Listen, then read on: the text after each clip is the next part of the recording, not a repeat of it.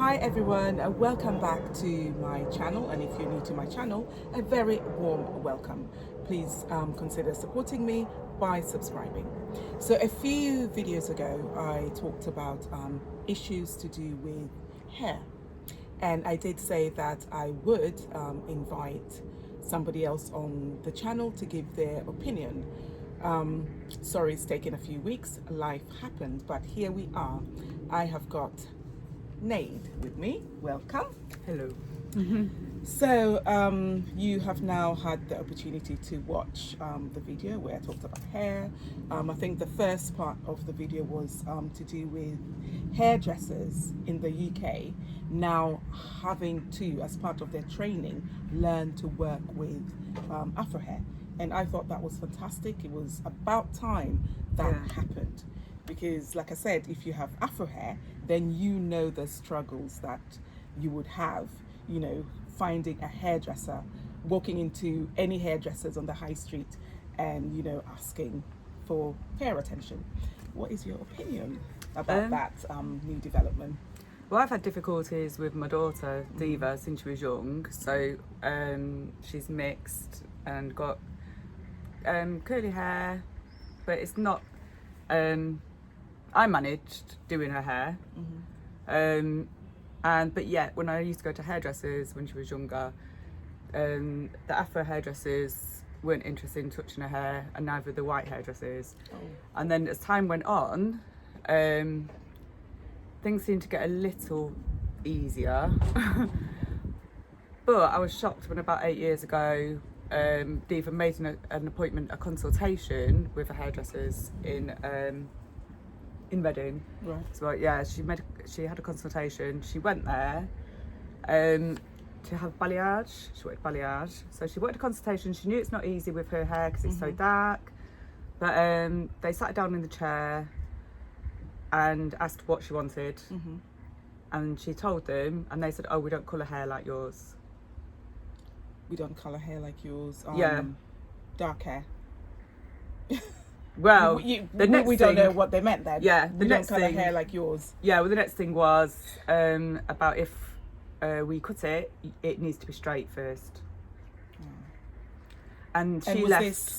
Was this like European hairdressers? Yeah, it's a well-known hairdressers. Okay. Like quite a like you're paying good money to go there. Yeah. So she left there in tears. Was really upset. I can imagine. You would have thought that a place like that, I mean, high end, would have, you know, somebody, at least one person, who could deal with all types of hair. At the end of the day, no one should leave a salon feeling their hair is inferior. Yeah, absolutely. So she was really, really upset. I actually tweeted them and told them they should put no blacks allowed on their door, because I was just like, how can you say we don't? Yeah. And then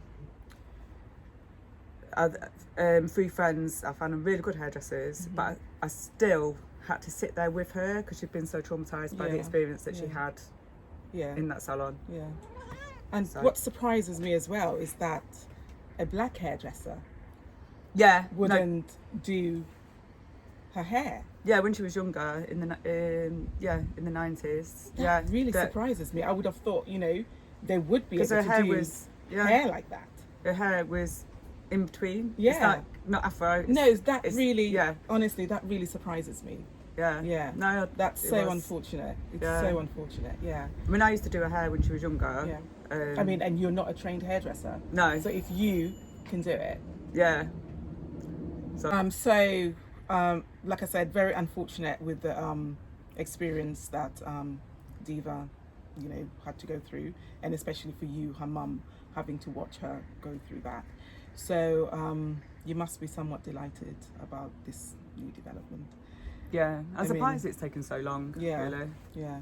I mean, unfortunately for us, our Diva won't benefit, but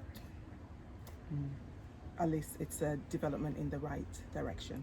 Yeah, and of course people do specialise in certain areas. So I still expect some people will specialise and will be better at doing different hair types. Exactly. But there should be more. They should make sure in salons everyone's catered for and no one leaves there feeling second class. Exactly. I mean, Some people will specialize, but at least it is now part of your training. Yeah. So you will know something. You will be able to, you know, even if it's very basic, you will still be able to do something. Yeah. Yeah. Okay, and the next thing I talked about was hair bonnets. I don't know if you're familiar with the American comedian called Monique. Hilarious black woman. She was traveling. I think this was about a month or so ago. She was at an airport and she encountered a lot of young black women with house slippers, pajamas, gowns, and hair bonnets. And they were clearly traveling. And she looked at them, she goes, my goodness, you know, where is your pride? Why would you come out of your house dressed like that? You don't know who you're going to bump into. It could be a job opportunity. It could be the love of your life. It could be a future husband. It could be anything. And you may be blocking that opportunity because of the way that you have presented yourself in public.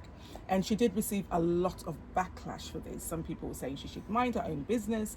When she made this video, she was in a gown, and I think, was her hair covered? I can't remember, but she was definitely dressed in a gown.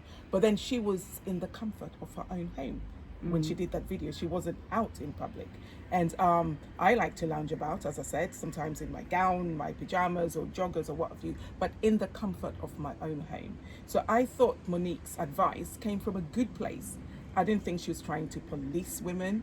I mean, I have seen women in supermarkets dressed similarly or dropping their children to school, and I'm thinking it just gives the wrong impression. It comes off lazy, like you don't care about your appearance. You may not be lazy, but when you present yourself in public that way, then people may get that impression about you. I don't know, what do you think? Do you think it's policing how women are dressing? I think Should they just be left to it? I think that everyone can do what they want, really. But I do think there's different reasons for it, isn't there?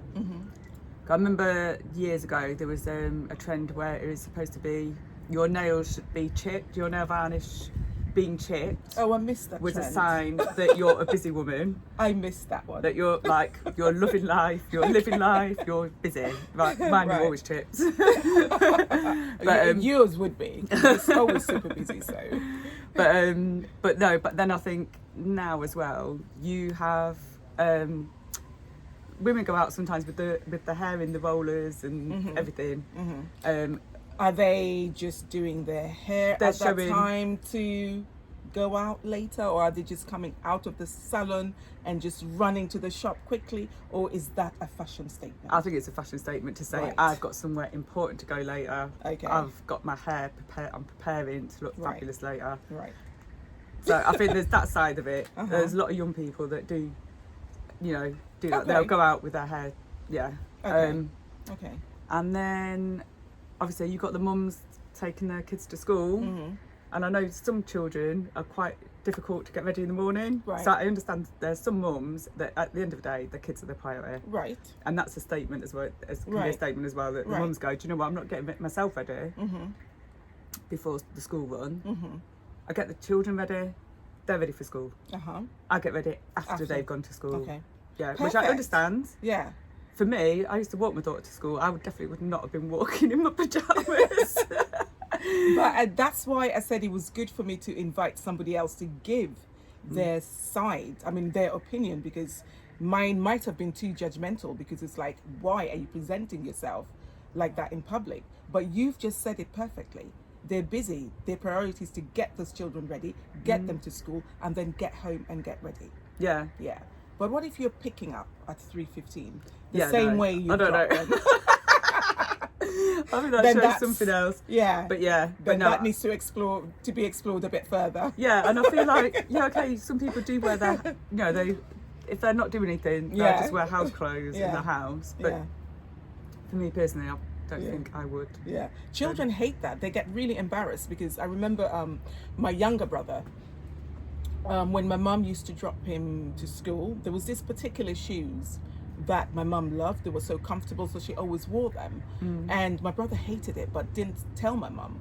But he started to ask my mum to drop him halfway, and then my mum goes, well, why? The other parents are by the gate. Why am I stopping here? And then he goes, it's those shoes, Mum. You keep wearing them, and I hate them. It's so embarrassing. So I can imagine children being dropped in their pajamas in parents' pajamas and gowns and hairnets. Oh, I don't know. And But there's plenty of loungewear you can wear. There's loungewear and Yeah. you know, that's comfortable. yes, it doesn't have to which- be pajamas. Yeah, Yeah. yeah. It doesn't have to be your Primark best. Which I have, by the way. I love Primark pajamas.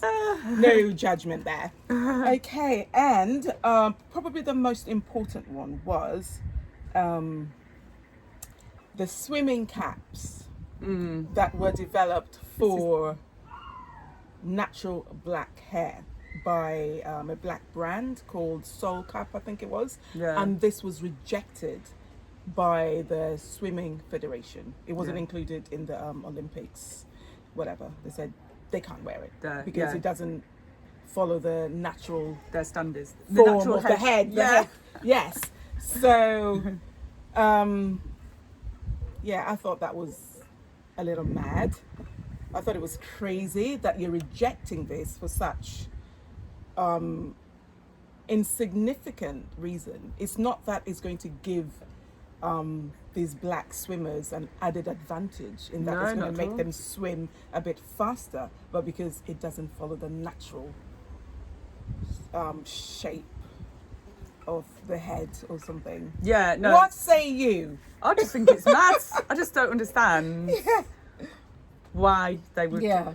not agree to it. And I know. but then it just shows why there's, you know, I know a lot of my black friends don't like going swimming because Yeah. of the difficulties they have Ex- with looking after their hair. Yeah. And you We know, need to protect our hair because air, you know, water, and you get shrinkage, yeah, and you come out looking like boof. You don't want that. yeah. And there's So- that stereotype: black people can't swim. And, like, Exactly. There's a reason why. yeah, like, yeah, the, black people should be encouraged, but you know, Yeah. to do whatever they want to do, and Yeah. like, they should be stopped Yeah, to by not being able participate to. in any sports that we want to, and Yeah, this is very discriminatory. It's obviously going to put a lot of people off, and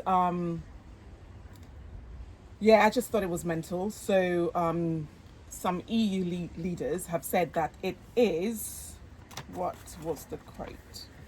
A group of EU leaders said the ban leads to institutional inequalities, and they've urged the Swimming Federation to reconsider. And as a result of the backlash, because people have been making noise, there was hashtag this, hashtag that, the Swimming Federation have now said that they will review their decision, but they have not given a date. The Olympics isn't it around the corner? is round the corners, and we have had nothing back from them. Yeah, So that's, I mean, it's good that, you know, a group of EU leaders have spoken out, and it's good that they have at least made a statement that they will review their decision, but it needs to be now, yeah, definitely. basically. So, yeah, guys, thank you for joining us. I just wanted to bring somebody else to give their opinion because, as we know, opinions differ, and you have heard from Nate. She had a completely different opinion to mine in the video that I made about hair. So yeah, thanks for joining us, and we will see you next time on my channel. Thank you very much, Nate. you. Bye.